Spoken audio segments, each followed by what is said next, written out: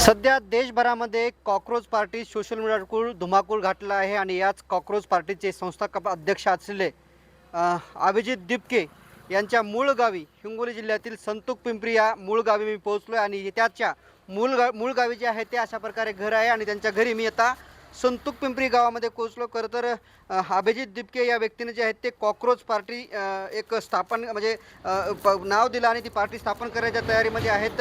एक अवघ्या 4 दिवसामध्ये जे आहेत ते लाखो फॉलोअर्स मिळवलेले आहेत, लाखो त्यांचे सभासद झाले आहेत आणि याच अभिजित दिपके यांच्या गावामध्ये पोहोचलो. मी त्यांच्या घरीमध्ये पोहोचलो. आपण बघितलं तर ह्या त्यांच्या आजी आहे तिथं बसल्या. दुसऱ्या बाजूला आपण जर बघितलं तर हे त्यांचे काका आहेत आणि आपण त्यांच्या काकाशी आपण संवाद साधणार आहे.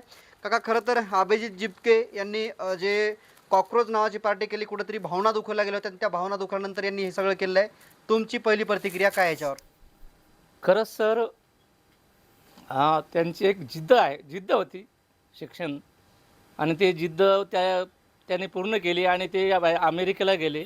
त्याने डिग्री पूर्ण केली आणि त्याच्या अगोदर ते आम आदमी पार्टीमध्ये मीडियाचे सदस्य होते, त्याच्यामध्ये ते काम करत होते. हां, मग आता ही कॉकरोच पार्टी काढली, या संदर्भात तुम्हाला काय काय माहिती आहे, काय काय बोलायचं तुम्हाला या संदर्भात? ह्या संदर्भात म्हटलं तसं त्यांनी जसं ते आम आदमी पार्टीमध्ये जे काम केलं त्याचं एक स्वप्न असावं किंवा आहे.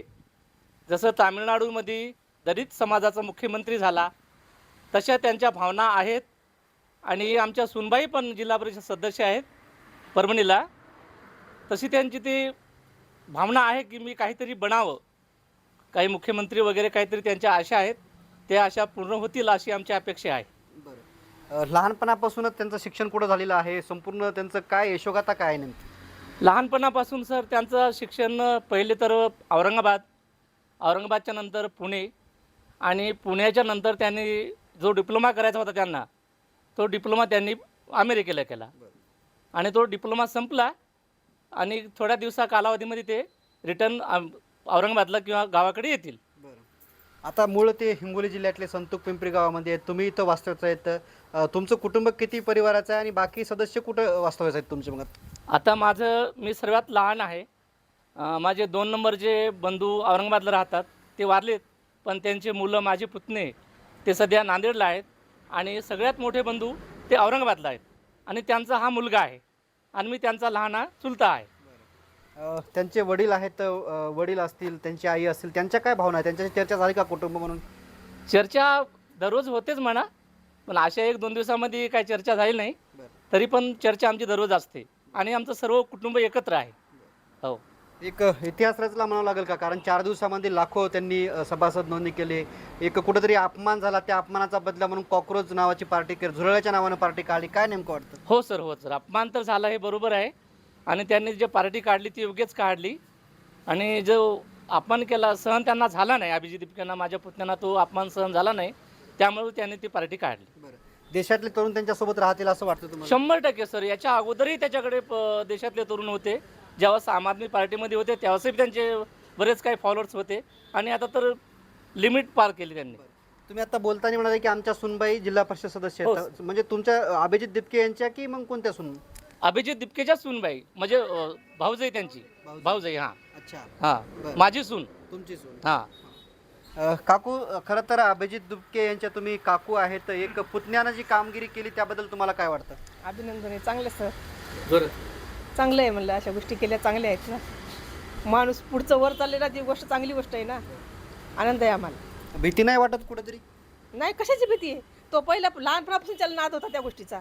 त्याला वाटतं कधीतरी मी काय होईल असं त्याला वाटत होतं पहिल्यापासून त्याला वाटत होतं. नाही, मात्र आता सरकारमध्ये असं होतंय सगळं, कोणी कोणाला दबाव टाकणं, सरकार फोडणं, ह्या सगळ्या गोष्टी तुम्हाला काय वाटतं? नाही, ते तर होऊ शकेल, पण आता त्याला पुढं जायचं म्हणल्यावर मग काय हे नाही ना. भीती काय आहे? भीती म्हणल्यावर माणूस घरात बसतंय ना. हां, तुम्ही एक परिवार म्हणून त्याच्या पाठीमागे आहे, हो, सगळं कुटुंब पाठी. सगळं. काका, तुम्हाला काय वाटते? आता तुम्ही राजकारण बघताय सगळं आपल्या महाराष्ट्रामधलं, सगळं राजकारण कसं आहे, काय तुम्हाला सगळ्या राजकारणाचा अभ्यास असेलही. या राजकारणाकडे पाहून तुम्हाला काय वाटते, नेमकं तुमच्या पुतण्यानं काय करावं? चांगलं काम करावं.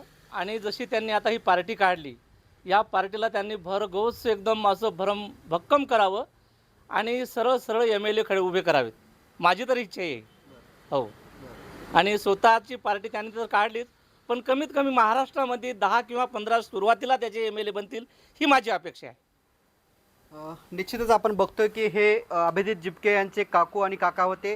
ते वास्तव्यात याच हिंगोली जिल्ह्यातल्या संतूक पिंपरी गावामध्ये आहेत. खरं तर अभिजित जिपके यांनी काढलेली पार्टी जी आहे ती योग्यच काढलेली आहे आणि तोही जसं की एक अभिनेता मुख्यमंत्री झाला तोही मुख्यमंत्री बनेल आणि त्यांनी जे आहेत ते महाराष्ट्रामध्ये जवळपास 10 ते 15 MLA त्यांचे निवडून येतील असा विश्वास जे आहे ते अभिजित जिपके यांचे काका यांनी वर्तवलेला आहे.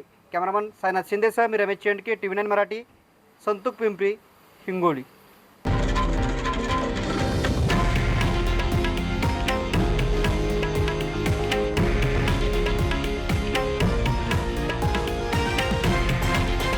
हे आहे देशातील नंबर 1 न्यूज नेटवर्क आणि आपण पाहत आहात TV9 मराठी, एकमेव.